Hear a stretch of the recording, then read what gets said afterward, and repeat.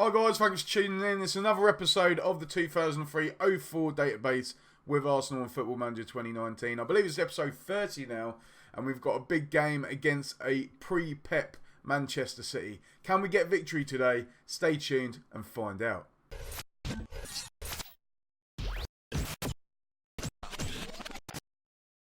Hi guys, so thanks for popping by to the channel. I am Dan, and in this save we're trying to replicate the 03-04 invincible season by Arsenal, and it's going pretty well so far. I'll show you the league in a second, but if you are new to the channel, you've not seen any of this series yet, I'd probably suggest you watch the series from the start. So I'll leave a link at the top of the screen. Make sure you click on that, watch all the episodes, and come and join us back here today. So we have got Manchester City here today, who are currently sitting in third place. I'm going to show you the table now. This is what it is looking like, and we have been doing superb so far. Top of the league, much like last season, but top of the league so far. 17 games played, we have won 14, drawn 3. In that time we've scored 46 goals. Our defence is not as good as I would have liked it to be with all the signings we made. We've conceded 14, but we have got the best goal difference in the league with 32.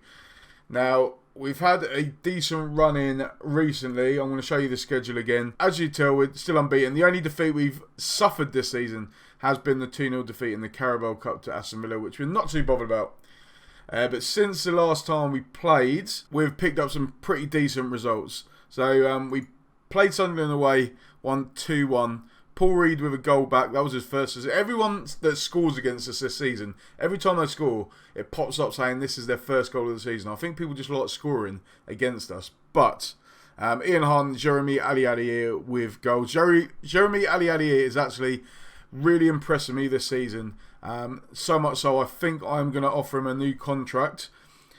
8 starts, 2 sub-appearances, 9 goals, 3 assists, and a 7.76 rating. He's doing very, very well. He's still only 23 years of age, 18 finishing, and a lot of the time I have been playing him on the right wing, so it's not even a position that he can play. We then had Liverpool, top of the table, well, not top of the table, they were 3rd or 4th at the time, I believe. At the point that I played them, they'd only conceded 2 goals all season. Remember, previously they hadn't conceded any in the first 8 games. They now conceded 2. We scored 2 goals against them, and Doomba got sent off at the end of the game as well. But Samal he's been settling in very nicely as well. So much so I'm contemplating letting Freddie Ljungberg go. But obviously, if we're going to win the league and the Champions League this season, there's no point in me letting him go because he is a key player. But he's got 6 goals in a total of 12 games. No assists for Samal yet though. But from a goals point of view, he is doing very well. And I just want to compare him to Freddie Ljungberg. He's got 1 more goal. He's got 7 goals. He's played more games than Samal though. 17 games overall, 7 goals, 5 assists. So the assists is where Freddie is really helping. He can play behind the striker, but I'm not playing that position at the moment. So Freddie Ljungberg is playing very well there. The other games we played Chelsea and absolutely spanked them 5-2. Freddie Ljungberg getting on the score sheet there. So did Samal. Torres with a goal. Ali grabbing one after I brought him on because Freddie Ljungberg was looking tired. And then Jonathan Woodgate capped it off. Samietu got one back to make it 1-0 earlier in the game. Emre with an absolute beautiful strike at the end of the game, but it was just a consolation goal for them. And then in the game against Celtic, a game that the final Champions League Group C game, I'll show you the group in a second. It was pretty much a boring game. I rested some players. Some of these players that came in have been out for a while. They've not been fit. So I just thought I'd give them a few games. But Celtic do have a very good side. Remember me talking about it in the last episode. And we won the game 1-0. Nothing too much happened in the game. But obviously I wanted to end on a high. And we did. We won every single game. 6 games, 6 wins. Scored 24 goals. Conceded 8. Let's just have a look to see if anyone else done better than us. So Real Madrid were also unbeaten and won every single game that they played in the group stage. However, they scored 8 goals less than us and they conceded 5 goals less. So defensively they were better. Goal difference, that makes 13. What was ours? 24-8, 16. So Real Madrid, good try, but you weren't better than us. Now, the only other team that went unbeaten was another English club in Newcastle United. 6 wins out of 6.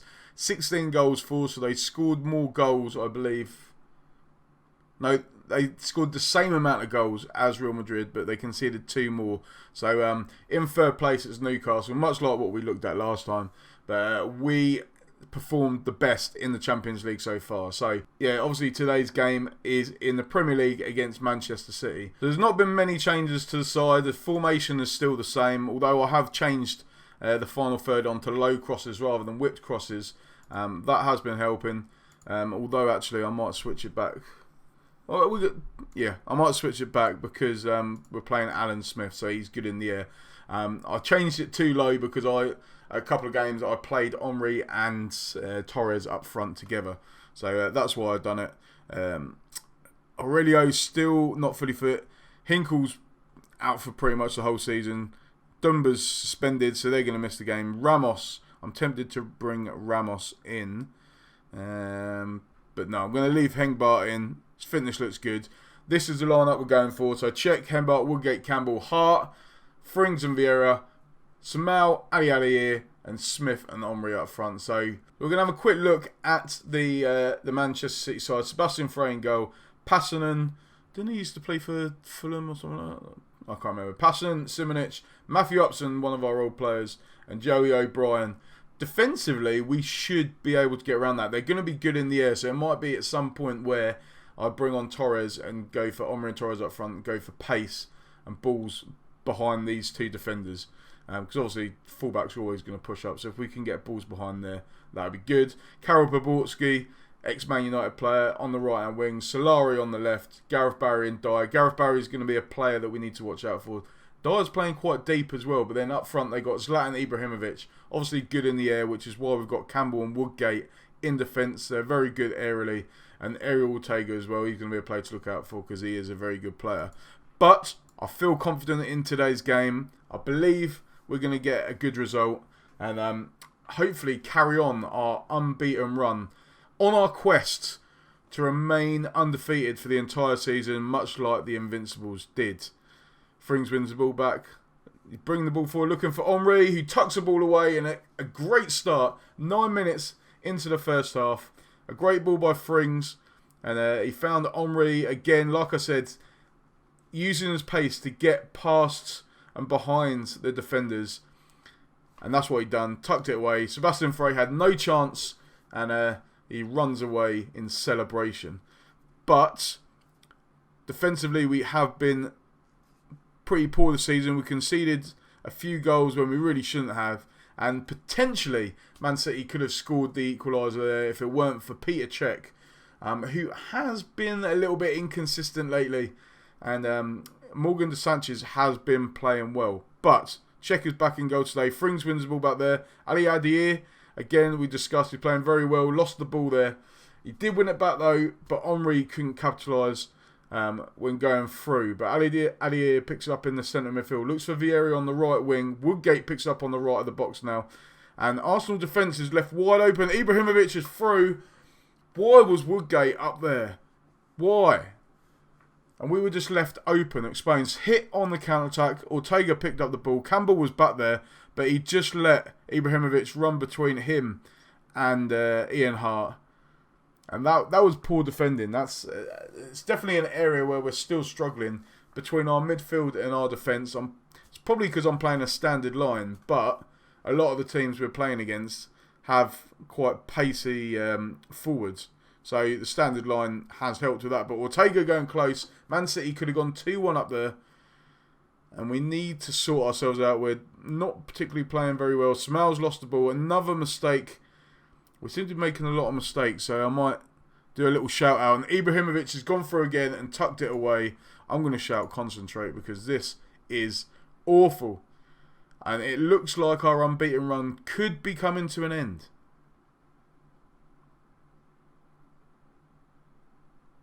Frey on the ball now, looking for Solari. He's lost the ball to Hengbart, but O'Brien picks it up. Barry controlling the midfield very well. We're struggling to get hold of the ball. Vieira trying to put him under pressure. But Ortega now looking to bring it forward. Loses the ball. Ian Hart back to the keeper. Solari, Ortega again. Man City have the ball back. Whips it across. Ibrahimovic looking for his hat-trick. Barry is playing well in midfield, but we are struggling. They're struggling to bring the ball forward. Hengbart probably been our worst player, but despite the stats,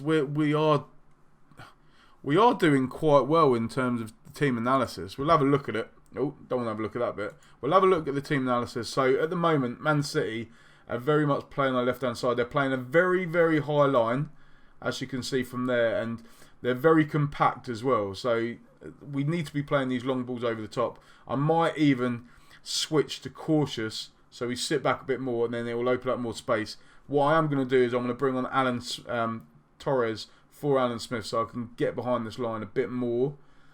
Midfield, I mean, there's a lot of space on this left-hand side, so these two are playing very close to each other. So, I mean, it's not really going to expose too much. That'll be Ian Hart's territory, but he needs to be playing some long balls over the top. So what I'm going to do is, I'm first of all going to say that is shocking. And then what I'm going to do is I'm going to bring on Fernando Torres for Smith, play him as an advanced forward. So we're going to go on cautious to try and... oh, sorry. Bear with me 1 second. Yeah, I'm going to try and obviously play the long balls over top. We're going to go on low crosses now and see if that makes any difference. I'm also going to take off Vieira for Milo. Milo's been playing very well recently. Vieira's only just come back from injury and he seems to be struggling in today's game. He can't impose himself. So I'm hoping that he does a job there. And Ali Adir potentially might be the next one to go off. I might bring on Ljungberg, but we'll see how the second half goes. Remember, we just need 1 goal to equalise and keep our unbeaten run alive. Nothing much has happened, so what I'm going to do is I'm going to change this round again. We're going to bring on Freddie Ljungberg for Ali Adir. Actually, no, I'm not. Go back. Samal's picked up the injury, so Ljungberg's going to come on. And what I'm going to do is I'm going to go on attacking. We need to get this equalising goal and keep our unbeaten run going. After we took the lead, I thought it was going to be a successful game, but then Ibrahimovic has killed us off. Poborski now with a corner. It's headed clear. Dyer picks it up. Can we win the ball back? We do. Freddie Ljungberg now on the counter-attack. Freddie Ljungberg. What can he do with it? Whips it in. Torres is there. Super sub. 2-2. And with 10 minutes left to go. Can we win this game? Freddie Ljungberg doing well there, running. He's well, no one putting him under pressure. He was just running with the ball, putting a great cross, and Torres was in between the left back and the centre back. I can't remember his name. Matthew Upton and Maxwell's just come on. It was O'Brien at the time, so O'Brien and Upton let Torres get through, and he stuck the ball in the back of the net. And with 2 minutes left to go, what can happen? Is there going to be more activity? I thought there was going to be a penalty there, but Torres is through, whips it across, and it hits the defender. He was unlucky there. Henry was open, though, and it would have been a good chance. Milo looking for Henry, though. Finds Torres. Torres! Get in, son! Come on! Well, I nearly said 2-2 there. We've brought it back, and we are 3-2 up. 10 minutes left in the game. We were 2-1 down. Torres has come on, super sub. Great pass by Henry. Found him really well, and it tucked it into the goalkeeper's bottom left-hand corner. What a finish that was. We'll have another look at that because it was so good. Definitely onside, as you can see there. And Torres cut it across the goalkeeper. Let's go very defensive for this last few minutes. Let's waste some time. Keep the ball. Lower tempo. Dribble less. Be disciplined. 1 minute left to go. Peter Cech with a goal kick. Looking for Henry. Flicks it on. Milo to Torres now. Ljungberg to Ian Hart. Can he get the ball in the box? He can, but it's hacked clear by Maxwell. And now Ibrahimovic is through. Looking for a hat-trick, but it's not going to happen. 10 seconds left. Surely the game is over. Henry flicks it on, but it goes straight to the arms of Sebastian Frey. And what a comeback. 2-1 down with 10 minutes left to go. Fernando Torres came on and scored 2 beautiful goals. And that switching tactics really helped. I was trying to go cautious and hit him on the counter-attack, but it weren't working. We went on attacking, and boom, boom, boom. 3-2 win. Fantastic performance there by the boys. I just want to see who got man of the match. And yeah, it was Zlatan Ibrahimovic. Only 25 years of age on the game. And despite having a finishing of 12, which should be better, he bagged himself a brace today. But we have ended up victorious, and our unbeaten run continues. Man United have dropped points as well. So we are 3 points ahead of United, 9 points ahead of Man City, who we just beat today.